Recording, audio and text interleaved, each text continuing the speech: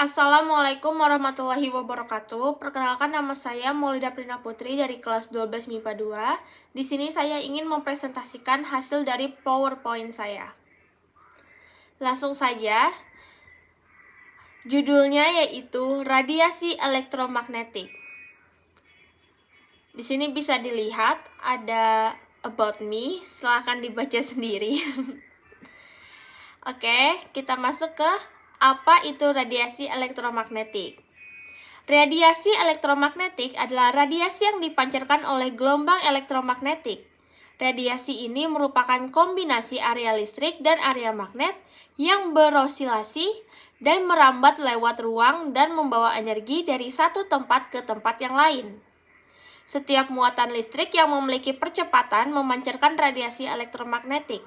Ketika kawat atau penghantar seperti antena menghantarkan arus bolak-balik, radiasi elektromagnetik dirambatkan pada frekuensi yang sama dengan arus listrik.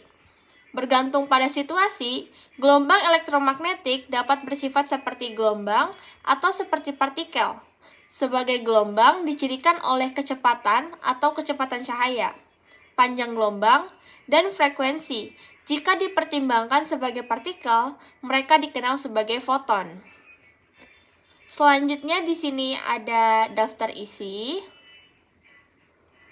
Lalu kita masuk ke bagian pertama, yaitu gelombang dan spektrum elektromagnetik. Gelombang elektromagnetik. Sebuah teori menyebutkan bahwa cahaya merupakan rambatan gelombang yang dihasilkan oleh kombinasi medan listrik dan medan magnetik. Gelombang yang dihasilkan oleh medan listrik dan medan magnetik ini disebut gelombang elektromagnetik. Gelombang elektromagnetik adalah gelombang yang tidak memerlukan medium dan perambatannya, dan arah rambatnya tidak ditentukan oleh medan listrik maupun medan magnet. Gelombang elektromagnetik merupakan gelombang transversal yang dapat merambat di ruang hampa. Selanjutnya, spektrum elektromagnetik. Spektrum elektromagnetik merupakan susunan semua bentuk gelombang elektromagnetik berdasarkan panjang gelombang dan frekuensinya. Spektrum gelombang elektromagnetik terdiri dari gelombang radio, gelombang mikro, sinar inframerah, cahaya tampak, sinar ultraviolet, sinar X, dan sinar gamma. Lalu kita masuk pada bagian kedua, sumber radiasi elektromagnetik. Sumber radiasi elektromagnetik dibagi menjadi dua, yaitu alam dan buatan. Untuk alam, radiasi alam adalah radiasi yang sudah ada sejak terbentuknya alam semesta dan akan lenyap bersamaan dengan lenyapnya alam semesta atau kiamat. Contohnya yaitu kosmik, terestrial, dan ultraviolet. Sedangkan untuk buatan, radiasi buatan adalah radiasi yang muncul sebagai akibat dari kegiatan atau aktivitas manusia, seperti senjata maupun pembangkit listrik tenaga nuklir. Contohnya yaitu gelombang radio, gelombang mikro atau radar, sinar inframerah, cahaya tampak, sinar X, dan sinar gamma. Bagian ketiga yaitu pemanfaatan radiasi elektromagnetik. Radiasi elektromagnetik memiliki manfaat yang sangat membantu kehidupan manusia.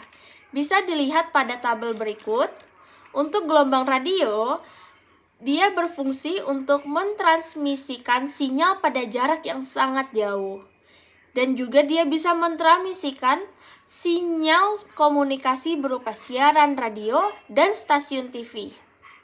Untuk gelombang inframerah, dia berfungsi untuk remote control dan bisa memotret dalam kabut. Untuk gelombang mikro, dia berfungsi pada pemanas microwave dan komunikasi radar. Pada sinar tampak, dia membantu penglihatan mata dan penggunaan sinar laser dalam mendiagnosa penyakit. Adapun pada sinar ultraviolet, dia berfungsi untuk menunjukkan keaslian tanda tangan di bank dan fotosintesis pada tumbuhan. Pada sinar X, dia bisa untuk memotret organ dalam kedokteran dan mendeteksi keretakan pada logam. Dan yang terakhir, sinar gamma. Dia berfungsi untuk pembuatan varietas tanaman unggul dan sterilisasi makanan. Bagian keempat yaitu bahaya radiasi elektromagnetik. Selain bermanfaat, radiasi elektromagnetik juga memiliki dampak buruk yang akan sangat berbahaya jika pemakaian yang berlebihan. Contohnya sebagai berikut. Pada gambar kita bisa lihat ada nyeri kepala, rabun mata, insomnia, epilepsi. Selain itu juga dia bisa menyebabkan kerusakan kromosom, dia mengurangi konsentrasi, menurunkan memori otak, dan bisa juga memicu kanker. Sedangkan pada sinar biru yang dihasilkan oleh layar televisi, dia dapat menimbulkan luka fotokimia pada retina mata. Selain itu, ternyata radiasi elektromagnetik juga dapat mengurangi produksi sperma. Maka dari itu, untuk para laki-laki diharapkan untuk mengurangi main HP-nya, mengurangi main komputernya, berhenti main game. Nggak berhenti sih, maksudnya kayak kurangin. Dan juga itu bisa berdampak buruk pada ibu hamil dan anak-anak, apalagi untuk anak-anak yang masih kecil. Kan kita suka ngelihat anak-anak yang udah umur 2 tahun, 3 tahun udah pakai kacamata.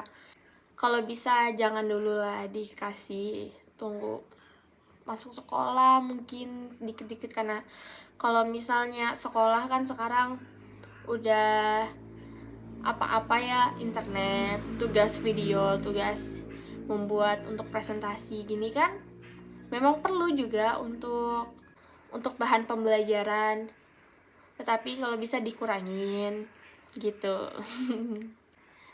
Dia juga bisa mengganggu ingatan manusia. Dia dapat mengurangi daya ingat, apalagi terhadap anak-anak yang masih dalam masa pertumbuhan. Kalau bisa janganlah, dikurangin aja. Dari sini kita bisa ketahui bahwa intensitas paparan radiasi elektromagnetik yang tinggi dari perangkat digital tentunya akan berakibat lebih besar lagi.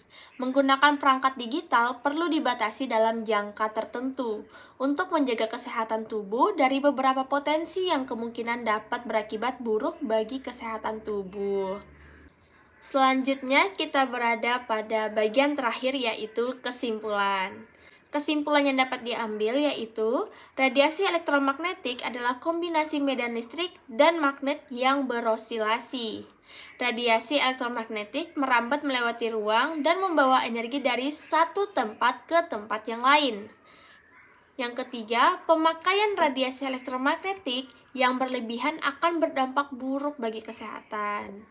Boleh main HP, boleh main komputer, boleh nonton TV, tapi kalau bisa jangan keseringan dan sayangi mata. Pakai kacamata nggak enak. Oke deh, sampai di situ dulu penjelasan dari radiasi elektromagnetik dari saya. Terima kasih yang sudah menonton. Semoga apa yang saya jelaskan pada hari ini bisa bermanfaat bagi kalian semua. Terima kasih atas perhatiannya. Wassalamualaikum warahmatullahi wabarakatuh.